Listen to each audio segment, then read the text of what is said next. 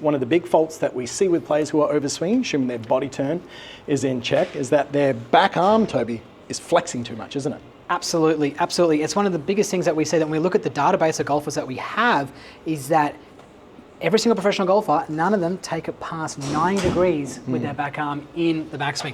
They keep it there. And what we see with the majority of recreational golfers is that this here overloads absolutely in the backswing. Therefore, giving us an illusion of a longer backswing, which in all things being equal, isn't the end of the world, but how majority of golfers are getting there isn't fantastic. So if I see a recreational golfer who is not in the gym every day, not with their physio and is overswinging it, I know they're most likely doing it through incorrect manner. Yeah, for sure. So why don't you set up to this one and swing to the top for me, because I just want to highlight this for the players at home so they can see exactly the visual of what we're looking for and do the good version, what you would normally do with your great ball striking days. Good, mate. Yeah, exactly. I wouldn't call it good. So what I want you to do here is keep all this in the same organisation. Just rotate your whole body, so move your feet and everything. And what we can really see highlighted here is this angle between Toby's forearm and his upper arm here. It's about that 90 degrees. And what we would generally see with a lot of players who are overswinging is this would tend to overflex. Would start to also, if you go back to your normal stance position there,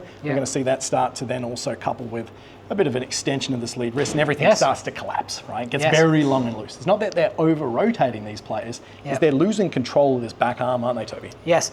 Yeah, if I could even put that clear, is that the person who is overloading in this area here of their arms, therefore increasing the deviation of their wrist, which will move it into opening the club face, they have lost control of the golf club, and they are going to end up getting control of that golf club by pulling on the handle and having a steep golf shaft. For the person who is looking to try and create a more compact golf swing, like we are in this video here, which will look more compact because that golfer is getting more or a less flexion of that trail arm, will therefore make it a lot easier to have that club shallowing out in the downswing, right? For sure. So set up to that ball, swing to the top, give me the really long version for us. Yes. Okay, where it kind of collapses behind. Now, keeping everything exactly the same. Toby's not going to reduce his turn by anything. I want you to put your right arm back to where it should be.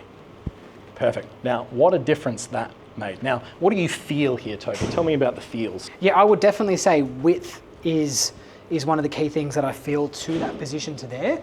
I feel like I've got that away from me, giving me more space for that trail arm to move back down in front of the downswing there. Perfect. But I'm constantly, like I always say in the golf swing, is that I'm not trying to bring anything closer to me. I'm trying to keep it away from me to keep that space. Yeah. So you can be wide, you don't have to be long.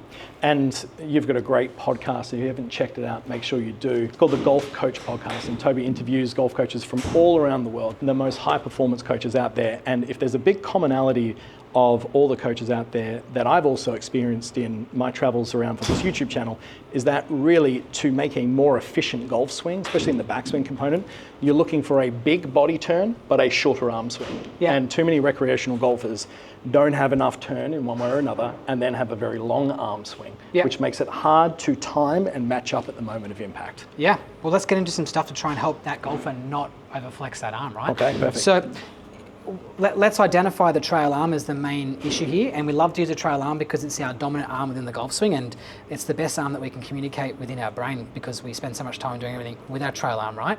But what I'm going to try and do now is I'm just going to go to the backswing to here, right? I'm going to get to lead arm level to the ground, and I'm going to start to notice that this might be overloading here. And I'm going to just try and create that width at that elbow joint there. And I'm just kind of push it away a little bit. I'm going to get comfy to what it feels like to be there, and then I'm going to go down and just hit it, right? Not worrying about strike at all, but just trying to feel that width when I get into lead arm level to the ground in the backswing. Great. Let's do one more of those for me. Yep. Now notice when Toby does this, he's only really going to about chest height in the backswing. You don't need to load it up too much. And also notice how his hands are staying relatively in front of his chest by this stage. You've got to make sure by this section of the swing you have turned. So make sure the back of your right shoulder for the right hander is facing the target. So you've got this nice body turn. We can see from this camera angle, good shoulder turn, good hip turn. And then Toby's just got this feeling of a light amount of pressure at the back of that palm pushing away, giving you the space then, Tobes, to follow through. Yeah, because if you're the golfer who is loading that too much, you're going to be having the sensation that those hands are coming in towards you here. So you want to spend that time through that area of the golf swing trying to create that feeling of, I'll make this little connotation like this here, to keep that width. So I'm trying to keep that golf club away from me. It wants to come in, but I've got to work hard to push it away. It's a bit of an accordion feel as you're going back. Yeah. And the thing is, we don't want to lock up. Now, at address, Toby, because I can foresee a lot of players would do this, they're going, okay, I need to keep my right arm straight. So then they're going to lock up this shoulder joint. What I want you to do is just feel like you're relaxed through the right shoulder joint, relaxed through the elbow, but you're bringing some awareness to really the feeling and length of that back arm. So as you swing back, we're going to let the back wrist hinge back. Yeah. And keep turning, keep turning, keep turning. And you can see how that keeps that back arm long. And we've done a series of videos today, and quite a few of them are revolving around that back arm and the trail wrist and how important that is to maintain that, to ensure we've got a sequence throughout the golf swing. Absolutely. Couldn't agree more. And I think one of the most important components here as well is to film it.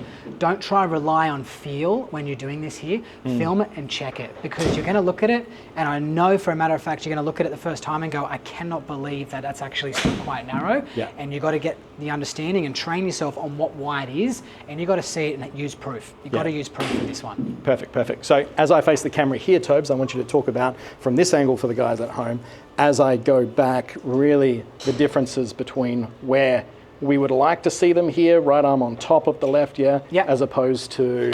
Absolutely. So if you start again for me, actually, just go down the bottom.